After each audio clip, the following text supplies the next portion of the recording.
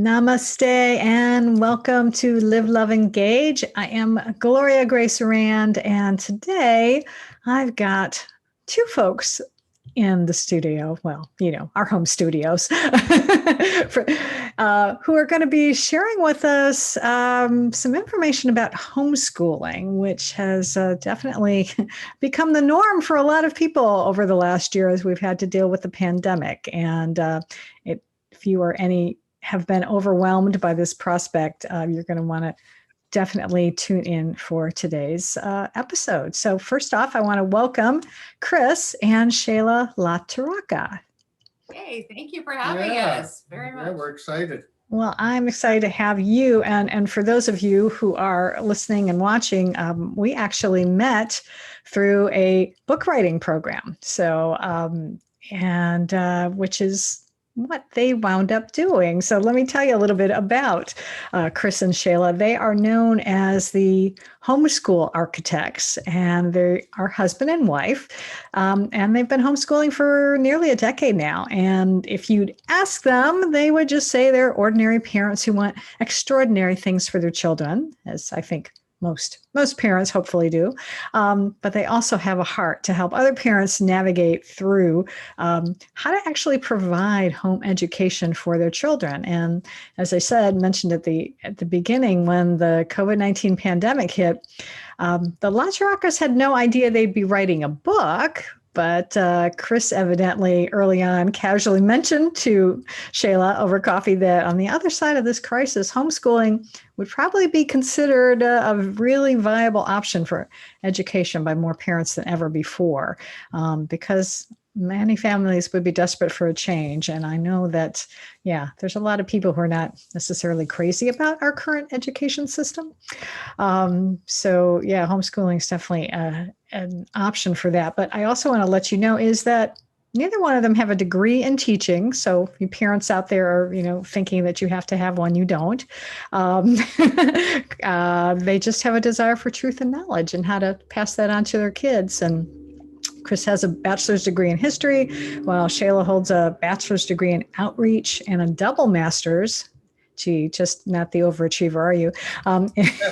In church planting growth and Christian leadership. And so they are here today to really help you, any of you parents out there, learn how to be able to design and build a homeschool life that you desire and love, which is really what we want, I would say, especially if you're going to go down that road. So tell me a little bit about, and our listeners and viewers on YouTube out there, why did you actually decide to go ahead and write a book last year? Well, let's see where to begin. So I really didn't think we would do anything homeschool related. I mean, we've always been open with other families who are homeschooling or might be interested in homeschooling, and we share our story quite a bit. But when he came home last March 2020, and said, homeschooling is definitely going to be a big thing that's happening, and we need to, do something about that. We need to be available to help other parents. I kind of thought he was crazy because we had plenty on our plate to do. So, but in the meantime, I'd met Michael D. Butler, Sr., who you had talked about with the writing course. And he and I go way back, and I was thinking about writing actually a different book because I had time on my hands. Even with the homeschooling, I had a little bit more time on my hands because our business wasn't running as it had been. And so I reached out to him, and he said, "Hey, I have this writing course." So I went to the first week with the other book in mind, and I came out of that first week saying, we need to write a book about homeschooling. We need to get this in the hands of parents to give them a step-by-step, not just what to do once you get started, but how do you even get started homeschooling? Where do you even look for resources? How do I know I can even do this? And want to, even just off the bat, just be like, you can do this. And so I came back, in the middle of the week, I pitched the new idea to Michael, and first to my husband. I'm like, we need to write a book. And he's like, what? Yeah. And so we loved it, and we're like, we need to get it into the hands of parents, because even if they decide to stay with remote learning, they're still somewhat more overseeing their child's learning than they were sending them to a school building. Yeah. So we wanted it to help those who were planning to homeschool, but also those who just needed encouragement that it's okay, your kids are going to be okay, you're not going to scar them for life.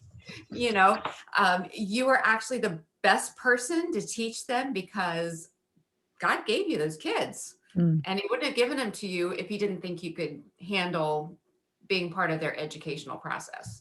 Yeah, that's awesome. I remember when my kids were young, and I think my husband and I briefly maybe talked about it, but I was like, no, I'm like, I don't think I could do that. And then I'm frankly relieved that my children are grown, so that I didn't have to deal with, having them at home and then being, sort of forced to deal with that, and really start, looking at how I would go about teaching them from home. So, so that's awesome that you were able to do that. But tell us a little bit. I know you held up the book briefly, but for those who are listening, tell us what actually the name of the book is, and how that came about.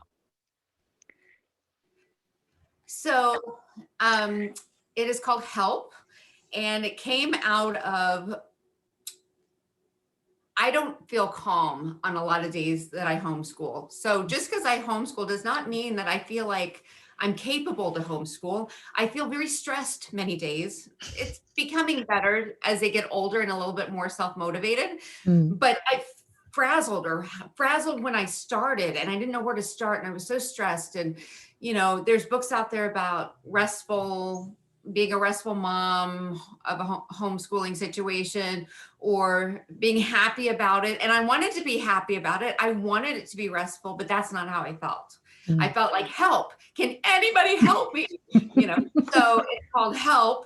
And then it's Hope for Educating Life-Giving People. And each of those letters actually is a section in the book. And we delve into how to help you, how to educate, how to create a life-giving situation. And basically they're people and we're people, and how do we help them deal with other people?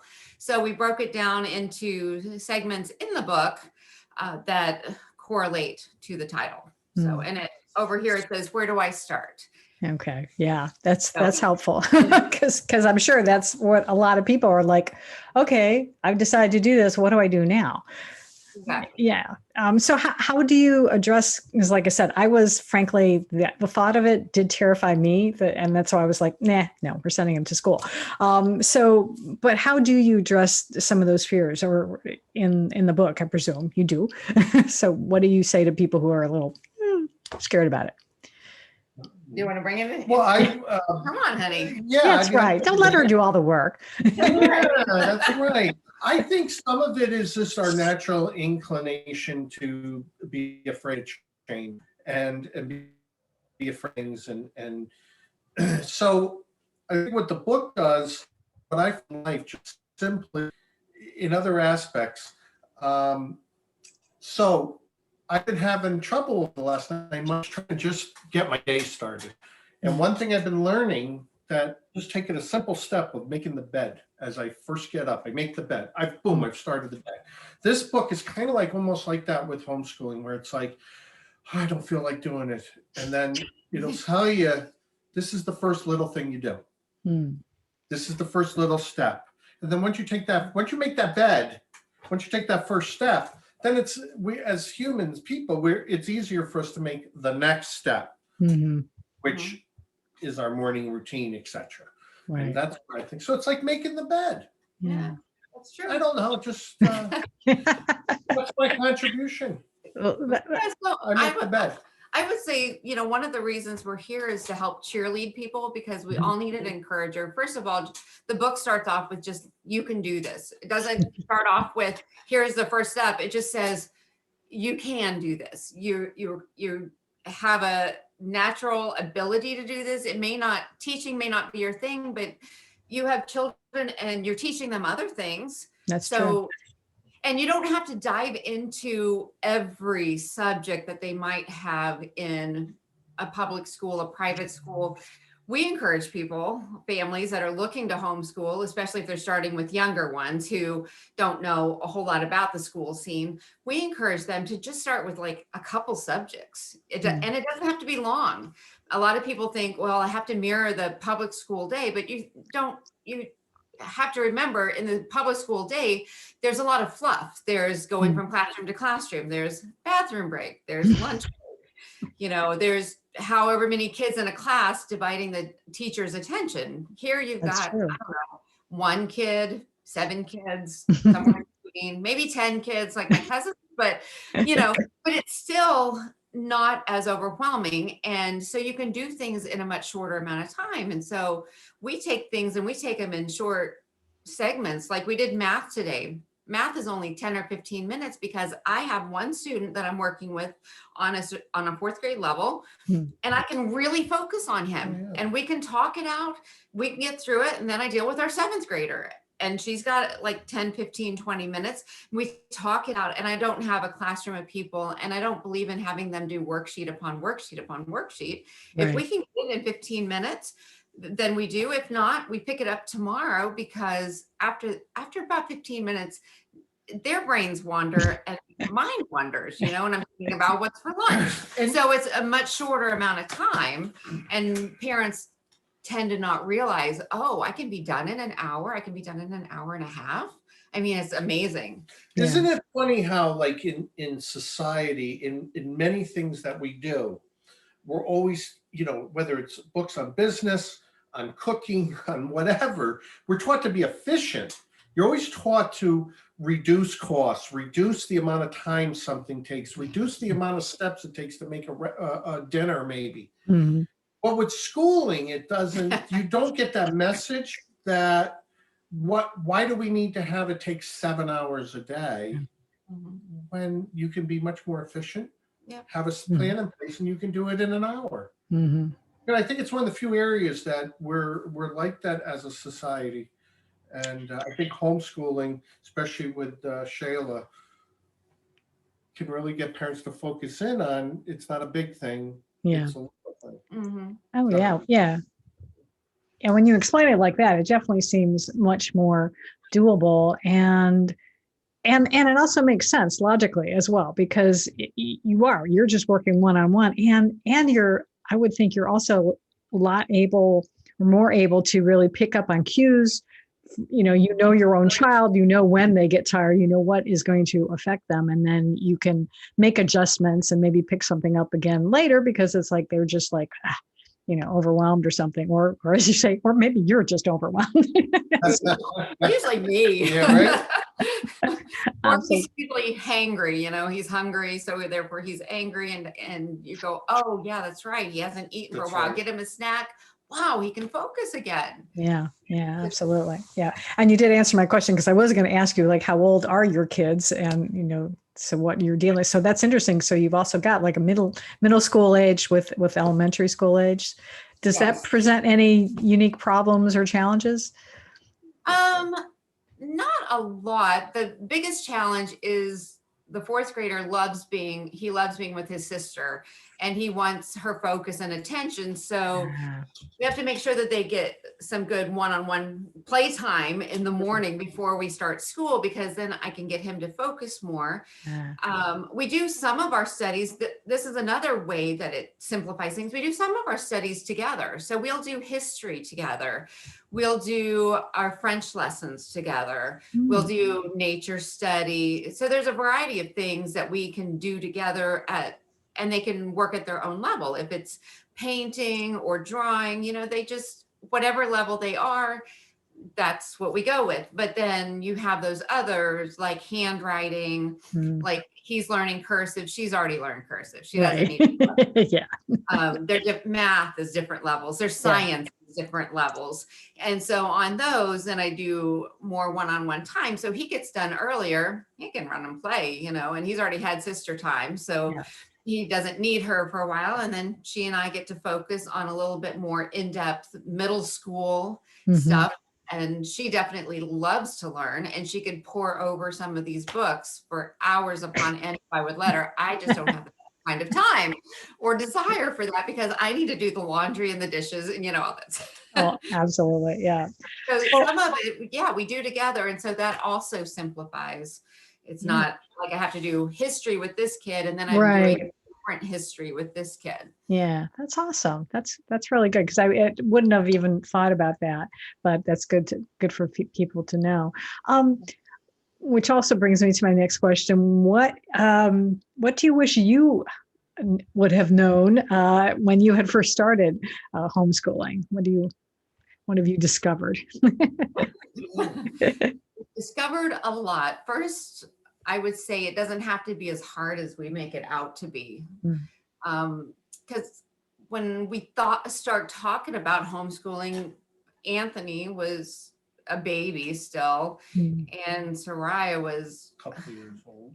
She's probably like 3, maybe 4 years old. So we're thinking, not really wanting to put her into preschool, although she did a little bit just to help me with the baby. Right. But then we were like, what do we do for kindergarten? And do we do anything?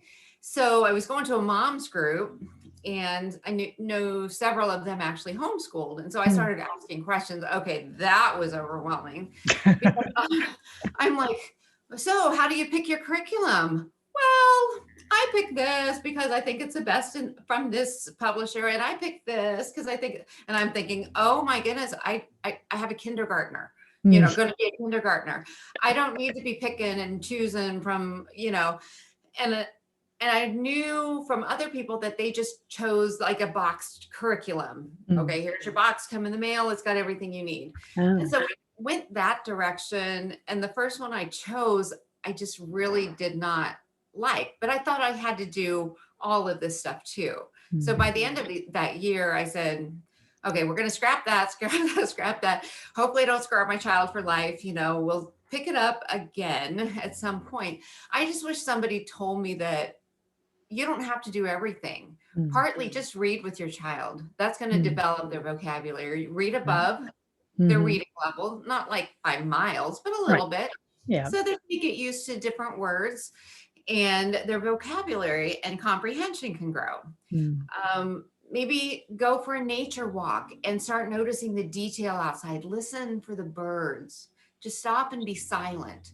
Or observe what's on the ground and see what you can find. Just simple things like that. That is like the most basic of science study right there, is just getting out in nature. And we as a society don't do it enough.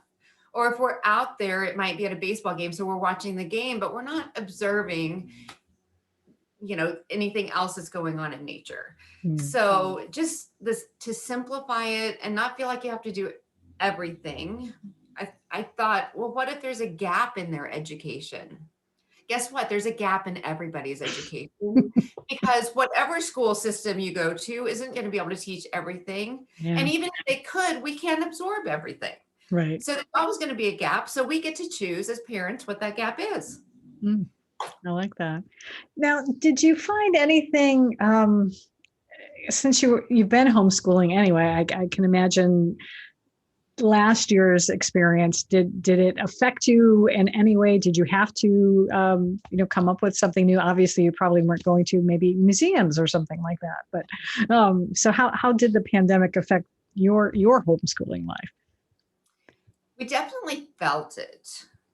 Maybe not to the magnitude that families who had their kids in a school building situation and now, oh my goodness, they're home. Right. But we definitely felt it because we were home more. We weren't going to the museums. We weren't going to the libraries. I mean, the libraries are fabulous and we couldn't even do that. There was no place to get out. So I also, Gloria, during that time, right before everything closed down, I had broken my wrist. So I was going through surgeries. And so I felt already isolated and now our society's closed down. And so we were feeling even more isolated. So they hadn't been out for a long time, even before the pandemic closed everything. So that was really, we really felt it. And I can't imagine parents who aren't used to it what they felt. Mm. I do know we've talked to a lot, and I know that there definitely was a lot of overwhelm and how do I do things and what should I do? And we spoke into that as much as we could. Mm. But we definitely felt it. And we've recently moved from Connecticut to Oklahoma, and Connecticut's still pretty closed with a lot of things. You still Yeah. can't go to the libraries. But where we are in Oklahoma, at least in this part, we're able to go back into the libraries, and it's just refreshing to have a little bit of normalcy. We're not necessarily big to want to be on the go all the time, but just that little getting out, grabbing a new book. I mean, I bring home like stacks and stacks of books that I'm glad I don't have to pay for. And just being able to get out and do something that's not at home, because we are home so much all the time anyway. It's just really nice. But it felt hard to even get out, even last summer, even into those nature areas, because you kept hearing about, well, you have to stay so far apart. Oh, they closed it down. There were too many people. So it was hard to know what was open and what was closed too. Right. Yeah. It was exhausting. Yeah. Absolutely. I know. Yeah, it's amazing when you can't do something, how much it then you really want to be able to do it. And I hopefully we're getting back to, and as you say, at least in your area, you're starting to be able to do that. So that's great. We talked a little bit about current educational arena. Can you comment about what have you seen with traditional schools and COVID and how that what's going on with that versus even homeschooling? You want to speak to that? I'm trying to understand the question. Can you say the question again? Well, like what can you tell me, like, what have you seen that's going on overall in the educational arena with regards to COVID and schools and maybe I think what just as from my perspective, I think that the school systems are kind of taking the worst of both worlds and combining them. And I think that's kind of what they're doing. They're using sort of homeschool technology, whether it be Zoom or what have you, and having the child at home, but they're using a remote learning system with the public school. So they have a public school teacher working with 25 kids, supposedly, if they're actually online, and the kids are home by themselves, and they have to monitor themselves. So I really almost think they took the two worst, they took this and made it the worst system you can possibly make. You're not homeschooling and you're not doing in-person learning. And so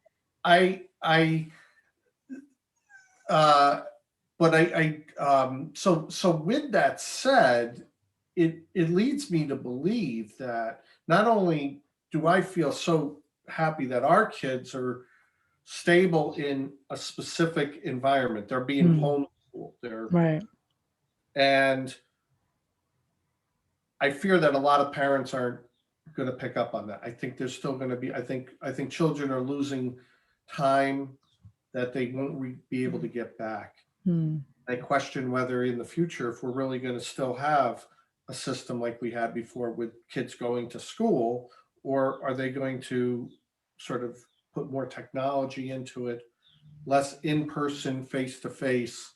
And I also don't know, though, if people are going to, I think there'll be a percentage of people that, like you're seeing, that are going to say, you know what, this is just insane. I'm taking charge of my kids' lives. But I still have a feeling the vast majority of people will just roll with whatever is being placed in front of them. yeah, It's hard. It's hard for them to change too, because a lot of parents both of them are working outside the home. That's what I was going to ask you about. Yeah. And so now they're having to work somewhat from home, which was pretty flexible last year. I'm not sure if, I know some people have gone back, but I'm sure that there's still some at home employment. But they're relying on both of those, and for them to then into the mix, monitoring their kid remotely or schooling their child and not having the information that they need. I'm on a Facebook group that's a working mom. How's it worded? They're homeschooling moms. So they're doing both. And this was a Facebook group before the pandemic ever hit. So we know it's possible, but it might not look like what they're used to school looking. You know, it might be that their child is somewhere during the day, and then when they come home from work for an hour and a half in the evening, that's when they're doing schoolwork. So the nice thing is they can take this, you know, it's just figuring out, what do I do with my child during the day? Do I have a relative that can watch them? Or is there a group situation, like you watch my kids, I'll watch your kids, you know, and we can alternate things or go in together on having somebody like sit for our kids. But schooling doesn't have to look like during the day. There was a single mom that I interviewed actually for the book, and she works and she homeschools her 2 kids. And I'm like, how do you do it? Yeah. What do you do? So she does have some relatives. So that's always nice when you have relatives who can help with at least watching them. But she goes, you know, we homeschool like during dinner, or we'll read this kind of a book at bedtime. And then on the weekends, here's what we do. And so she's just found a system that works for her, so she can still work. She can bring in the income that they need, but it doesn't look like traditional school. And for us who have chosen before all this hit homeschooling, we don't want it to look like traditional school. That's one of the reasons why we are homeschooling. But we have to keep that in our mind, because I was raised in, you know, regular, what we think of as school. And so that's what I tend to go back to. And I'm like, but that's not why I'm doing this. So it doesn't have to look like that. It probably shouldn't look like that. It should look different. Otherwise, I might as well just put them back in a school setting and let them learn that way. So there's a lot of variety that can go into it, but I don't think that parents understand you don't have to be doing it 6 hours a day. You don't have to, it doesn't have to be during your work hours. You can alternate. You work and then take another hour to 2 hours, depending on your child's age, and do it at a different time of the day. And it's totally good. Yeah, I mean, we don't really think of, you know, up until 150 years ago, I mean, that's how kids were educated. Yeah. I mean, parents, you know, with the candlelight, were reading to their kids at night or in the morning, or there was no public school system to go to. And so for thousands of years, that's how we did it. Yeah. Nothing. Well, I'm going to ask you one last, well, actually, I've got two more questions, but the first one is, so given, you know, your great advice and letting people know that it doesn't have to be, you know, it can be on your schedule and your child's schedule. Do you think homeschooling is still right for everyone? Either one or both. If you have two different opinions, I'll hear them both. You have anything to add to that, to say about that? No, I don't think anything is right for anybody 100%. At least, I mean, we could probably think of, you know, I could think of individual situations in my life of people I know that I think work things to do in homeschool. I agree. There was, back in the moms group that I mentioned, there was a mom who said that she was going to homeschool her child, and I thought, oh dear God, please, I just don't see that being a good situation. Yeah. Although that is still her God-given right to be able to do so. Yeah, I think that. So, but no, I definitely don't think it's for everybody. I don't think that, I mean, not everybody's going to have the same occupation. Not everybody's going to teach their kids the same way. Yeah, I mean, I think that is one of the blessings of today, is that we do have options, in that somebody's just, for whatever reason, there's another option. There's public schools, there's private schools, there's charter schools. So there are options. Yes. And, you know, that's the great thing here. We have options. Yes. We just say that we feel like homeschooling is not only a viable option, but in many cases, we believe it's the best option. But well, I appreciate that. So if someone is listening out there and watching and wants to get a hold of your book, where can they find it? Well, very simply, they can just go to our website, helpthebook.com. And down at the bottom, it's got a picture of the book. Click on it, and it'll take you over to Amazon where you can purchase it directly. But that's probably the easiest place to go, helpthebook.com. Okay, awesome. And are you offering any other ways to help people, or if anyone has any questions or anything, can people reach out to you, that maybe they're like, okay, I can't wait until I get the book. Can you help me out now?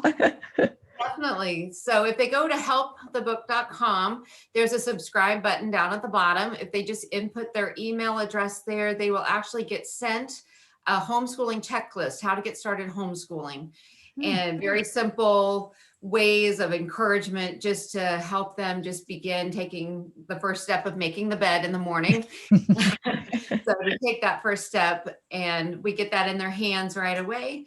Okay. They can email us at help@thehomeschoolarchitects.com. And if you can't remember that, if you go to the website, there is a contact information there as well as our phone number. And they can feel free to reach out to us via phone as well. I've done counseling via emails. I've also done like some Zoom chats with people to try and help them get started. Oh my goodness, I don't know where to go. So definitely we're available to chat and see if we can help them get started on their journey. Awesome. Well, you've certainly educated me today, pardon the pun, but I couldn't resist, on homeschooling. And I do feel that, if things were different now, it might actually be fun. I mean, I was a Girl Scout leader after all. So, yeah, I could probably manage it. So that's kind of cool. Well, thank you so much for being here, and hopefully, you have educated others out there, some parents out there. So if they want to give this a try, I'll make sure that I have all of the links and everything in the show notes so people can find it. And I just wish you all the luck, continued success, and keep teaching your kids.